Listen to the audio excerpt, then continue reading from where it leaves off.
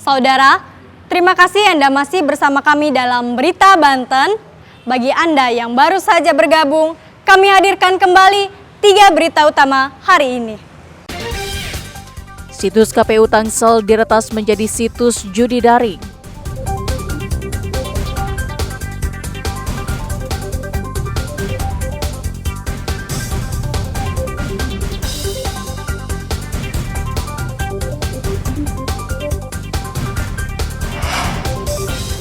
Kejari Pandeglang bidik OPD yang masuk daftar temuan BPK.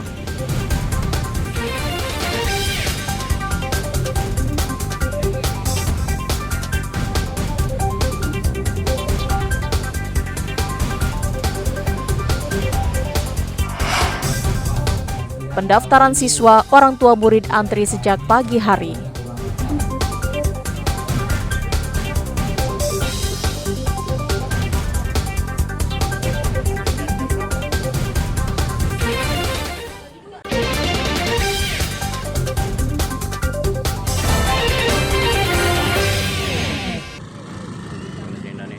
Seorang pelajar putri meninggal dunia setelah terlibat kecelakaan di Jalan Arya Putra, Kecamatan Ciputa, Tangerang Selatan. Korban bernama Kalista Diandra Putri, 15 tahun, tewas di lokasi kejadian setelah sepeda motor yang dikendarainya mengalami kecelakaan dengan minibus. Menurut sejumlah warga, kecelakaan yang melibatkan korban terjadi saat korban yang datang dari arah Jombang Ciputat hendak berbelok masuk ke dalam perumahan. Di saat yang bersamaan muncul minibus dari arah belakang korban dengan kecepatan tinggi. Diduga sopir kurang konsentrasi hingga akhirnya menabrak bagian belakang sepeda motor. Kerasnya benturan membuat motor terjatuh dan korban sempat terseret sejauh 8 meter. Warga sekitar lokasi yang melihat itu bergegas memberikan pertolongan, namun naas korban didapati sudah meninggal dengan luka parah di kepala. Ya, kejadiannya itu motor sama mobil satu arah, Bang. Jadi satu arah. Nah, dia mungkin mau masuk ke arah Nusa Indah. Ya, motor didorong dari belakang. Berarti kemungkinan mobil kenceng, Pak? Ya, kenceng lah sekitar gitu, sekitar 40 atau 60 dah mungkin.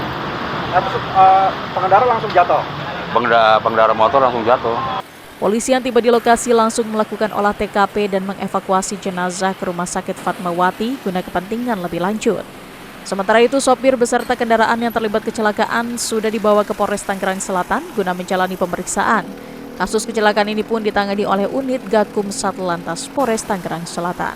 Ariel Maranus dan Syabudinatar melaporkan dari Tangerang Selatan. Puluhan orang tua murid antri sejak pukul 6 pagi di pintu gerbang SDN 2 Kota Serang untuk mendaftarkan anaknya melalui sistem PPDB ke sekolah ini. Lokasi SDN 2 di daerah ini memang sangat strategis dan favorit, sehingga tak heran jika para orang tua murid ingin menyekolahkan anaknya di sini.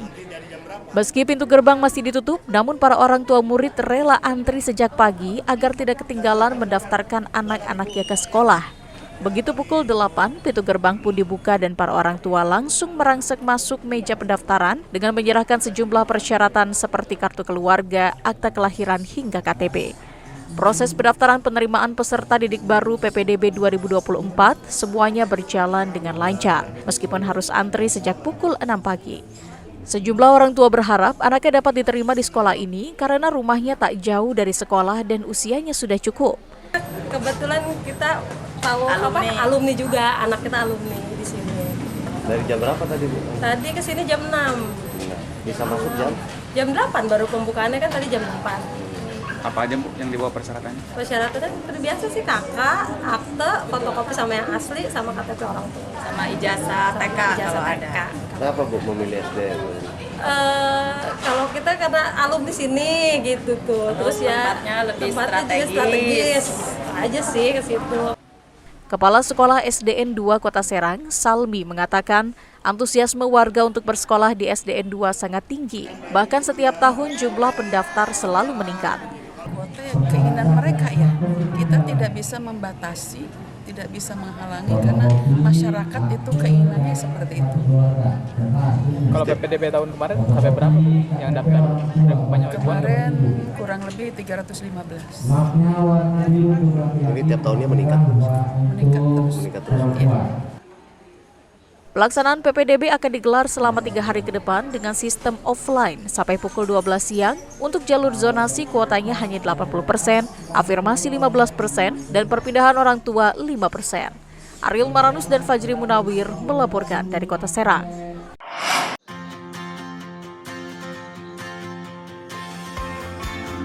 Jauh dari kebisingan kota, sejumlah kelompok warga di Desa Kadikaran, Kecamatan Ciruas, Kabupaten Serang berkumpul dan mengerjakan kerajinan tangan atau souvenir dari limbah kayu bekas. Bengkel handicraft yang diberi nama Chip Banten ini mengerjakan sedikitnya 15 orang. Mereka membuat miniatur dari sejumlah negara hingga miniatur lokal di Indonesia. Chip Handicraft mengubah sampah menjadi berkah. Itulah kutipan yang ada di bengkel ini. Chip Banten sudah berdiri sejak tahun 2016 lalu. Mereka memiliki slogan kreatif dan inovatif, tentu bukan isapan jempol belaka. Hingga hari ini saja pesanan souvenir dari India, Arab Saudi, Qatar, dan sejumlah kementerian terus berdatangan. Limbah kayu jenis jati Belanda yang mereka gunakan didapat dari sejumlah pabrik yang ada di Keragilan, Cikande, dibuat menjadi ornamen yang hampir menyerupai bangunan aslinya.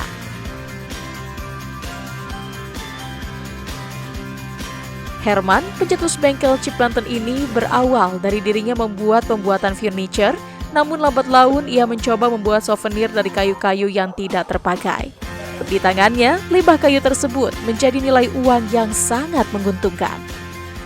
Promosi kita mempromosikan produk-produk ini, kita aktif mempromosikan melalui media sosial. Kita juga mengikuti di beberapa pameran-pameran dari pameran daerah sampai dengan nasional yang tujuannya untuk produk kita lebih dikenal. Di situ banyak para pengunjung yang tertarik dari produk-produk yang kita buat. Ini pesanan katanya informasi dari India Mas ya?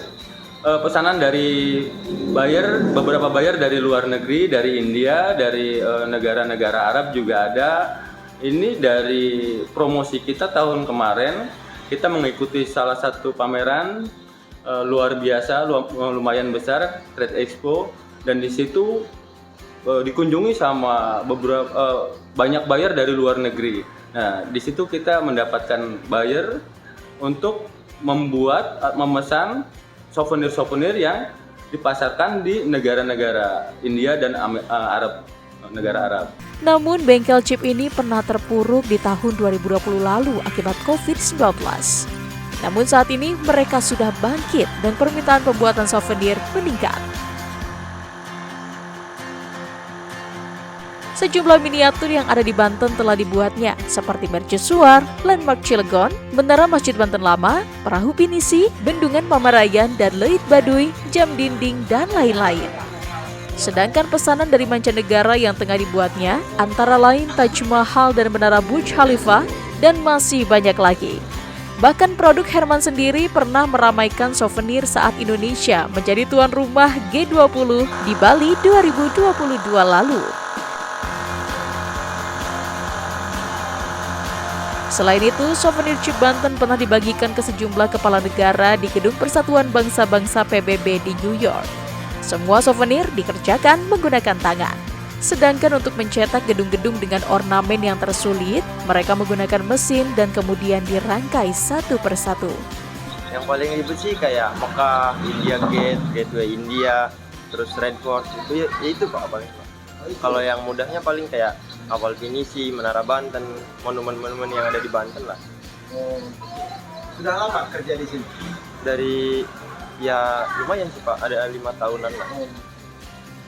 Selain ke India, barang mana saja yang pernah ke mancanegara lain? Tahun 2017 ada suatu acara itu Pak, Kongres di PBB, itu dihadiri dari hampir seluruh dunia. Itu souvenirnya ada di sini Pak. Dalam perjalanannya, Chip Banten sering mendapatkan penghargaan dari sejumlah kementerian dan perusahaan besar yang ada di Banten. Ia juga meminta anak-anak muda yang ingin belajar soal souvenir perkayuan seperti dirinya bisa datang ke bengkel Chip Banten di Ciruas.